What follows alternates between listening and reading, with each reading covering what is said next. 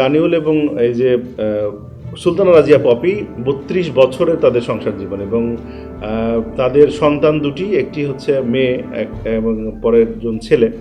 তো মেয়েটা তো ঢাকায় পড়াশোনা করতো এবং পরবর্তীতে বিয়ে হয়।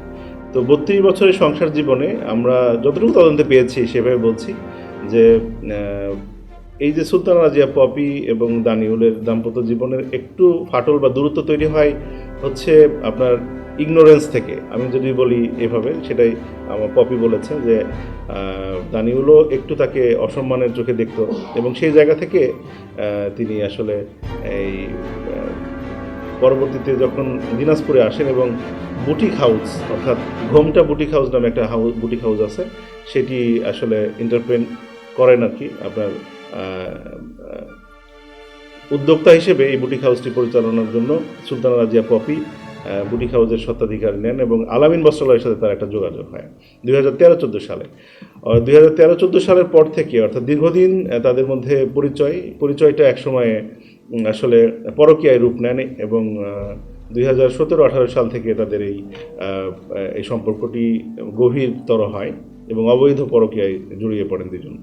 পরবর্তীতে 2020-21 বা এরকম দিকে যখন জানাজানি হয়, একে অপরের বিরুদ্ধে তখন মামলা মোকদ্দমাও কিন্তু হয়। মামলা মোকদ্দমা হলে তাদের মধ্যে দূরত্ব তৈরি হয় বটে, কিন্তু পরবর্তীতে আবার তারা এই মামলা মোকদ্দমার এই ব্যারিয়ার পার হয়ে তারা কিন্তু আবার একত্রিত হয় এবং মেলামেশা শুরু করে। তো এই জায়গাতে বাধাই ছিল হচ্ছে দানিউল। এই দানিউলকেই তারা পরিকল্পনা অনুযায়ী সরিয়ে দিয়েছে আর কি।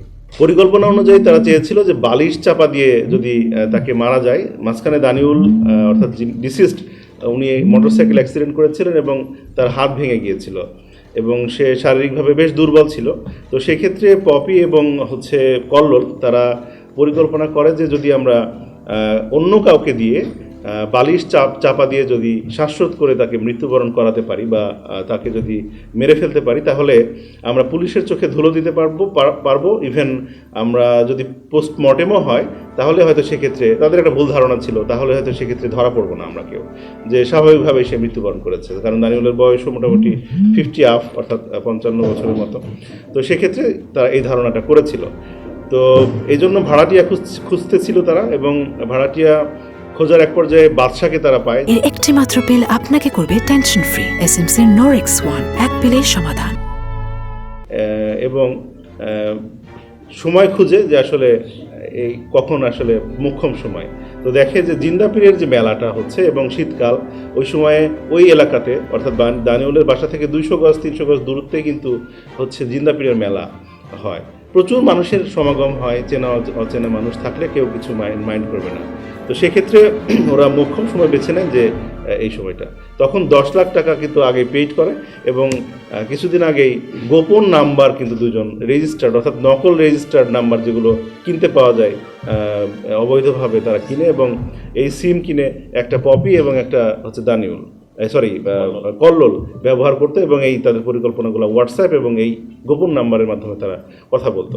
পরবর্তীতে তারা এর আগেই কল্লোল সহ কিলিং অপারেশনের মেম্বাররা ওই এলাকা রেখি করে কিভাবে কাজ হবে। একই সাথে এটা আরও বেশি স্ক্রুটিনাইজ করার জন্য, আরও বেশি অ্যাকুরেট করার জন্য এই একটা ভিডিও কিন্তু আসলে আমাদের এই যে সুলতানা রাজিয়া পপি কল্লোলকে সরবরাহ করে হোয়াটসঅ্যাপে। পরবর্তীতে কল্লোলও কিন্তু এই হোয়াটসঅ্যাপের এই ভিডিওটি কোথায় আসলে দানিউল শুয়ে থাকবে, কখন বাসা ফাঁকা হবে, এই বিষয়গুলো সমস্ত কিছু আসলে ডিটেলসটা এই কল্লোলের মাধ্যমে কিলিং অপারেশন বা কিলিং টিম পেয়ে যায়। হত্যার মিশনে আমরা এখন পর্যন্ত যে তথ্য, সেই তথ্যে মেইন অপারেশনে 4 জন আর প্ল্যানার এই যে 2 জন, অর্থাৎ আমরা যদি বলি ওইদিকে 4 জন, এদিকে 2 জন, মোট 6 জন এখন পর্যন্ত আমরা পেয়েছি।